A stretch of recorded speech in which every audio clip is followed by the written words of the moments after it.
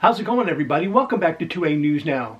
And here at 2A News Now, you get your Second Amendment news straightforward and to the point with no BS added in. So yesterday was a big day in the election cycle. It was Super Tuesday. And when it was all said and done, there really wasn't any surprises. There was one race in Texas for a seat in Congress. And one of the people who were running for that seat was YouTuber and all-around gun guy, Brandon the AK Guy Herrera.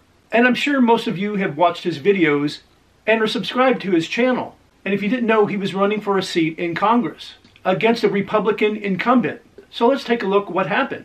In the Texas GOP primary, which is TX-23, was one of the most interesting races to watch on Super Tuesday. And it did indeed produce somewhat of an upset. Incumbent Representative Tony Gonzales could still win the nomination, but after failing to reach the 50% threshold in the primary, he's now heading for a runoff against Brandon the AK Guy Herrera, who came in a solid second. In the 5-candidate field, Brandon Herrera posted this on X. "I'm so proud of what we've accomplished together. Tonight we sent a message. Texas is done with rhinos. The war starts now." Gonzales himself has been silent on X since the returns came in on Tuesday night, but he did release a statement after it became clear he wasn't going to win the nomination outright.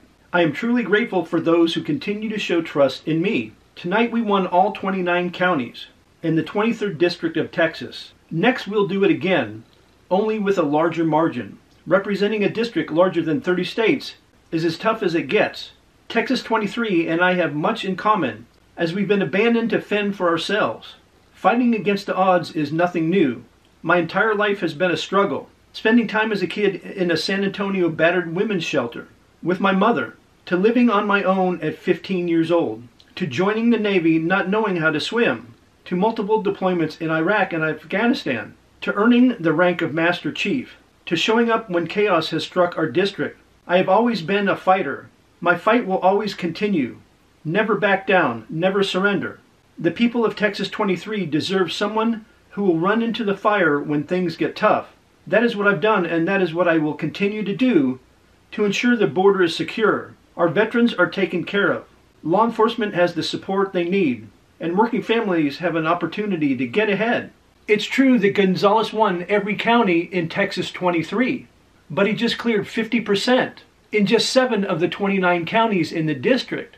Overall, Gonzales managed to capture 45% of the primary vote, well ahead of Brandon Herrera's 24.7%. But the results show there's clearly an appetite for change in the district, which spans a huge swath of the southwest portion of the state. One of the biggest knocks on Gonzales was his vote in favor of the Bipartisan Safer Communities Act, which was passed by Congress in the wake of the tragedy at Robb Elementary in Uvalde. On Tuesday, Gonzales couldn't even win a majority of votes in Uvalde County, compared to Herrera's 22%.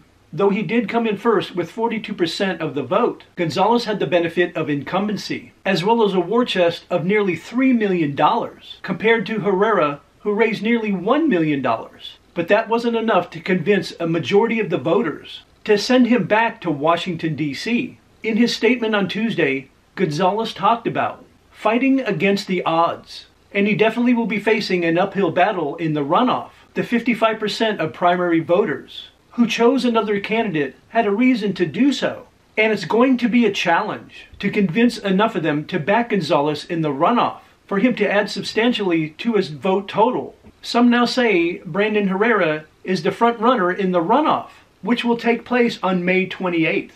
The race is expected to be tight, and Gonzales will likely be getting an influx of cash from his establishment backers. But now Herrera has ensured himself a place in the runoff. It's suspected the 2A community will be sending donations his way as well. Herrera's run a strong campaign to date, and the Second Amendment community across the country have a chance to send one of their own to Capitol Hill by supporting him in the months ahead.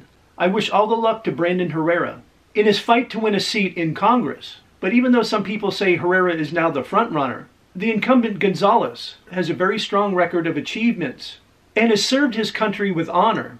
And it will be very interesting to see what happens on May 28th when the runoff happens. And when it does happen, I'll keep you guys updated.